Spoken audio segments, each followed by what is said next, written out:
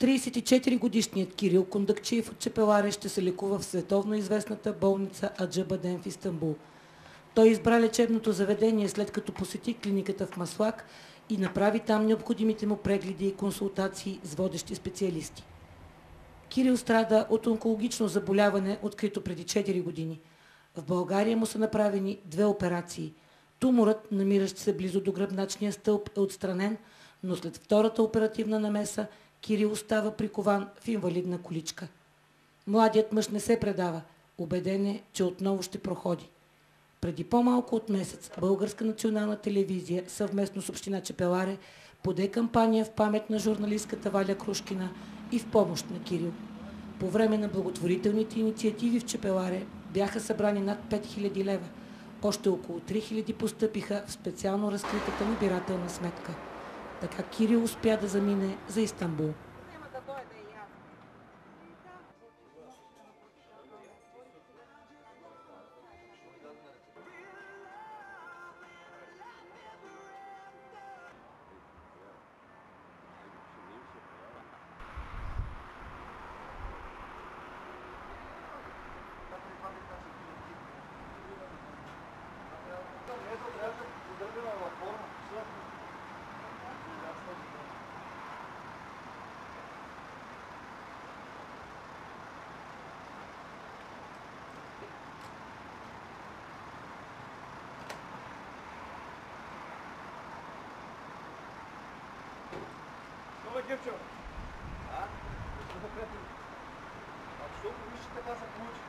В болницата го посрещнаха с перфектна организация, за което можем само да благодарим на представителя на Аджабаден в България, доктор Гюрай Ходжев.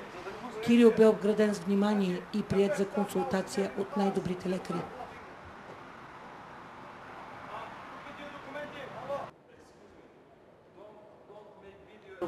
Супер съм. Чакаме за преглед. Първия преглед.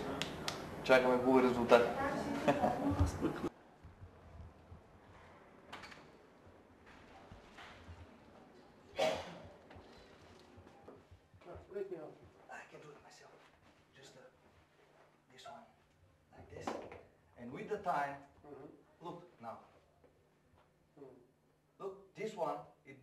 Заключението на специалистите е, че туморът в тялото му, макар и доброкачествен, трябва да се премахне, защото може да нарасне и да увреди съседни органи.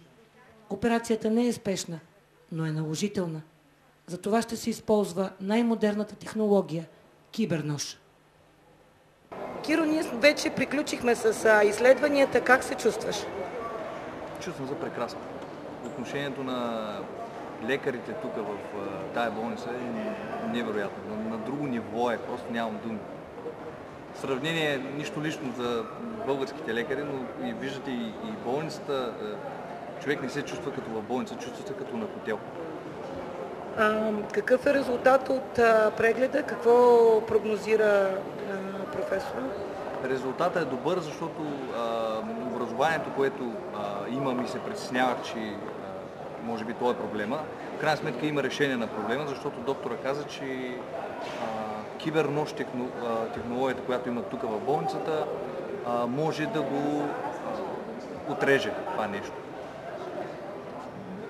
Лечимо е и ще го премахнат така или иначе. Значи след няколко месеца отново очакваш да се върнеш тук? Да, и се надявам скоро да прохождам. Стига вече с тази инвалидна количка. Край.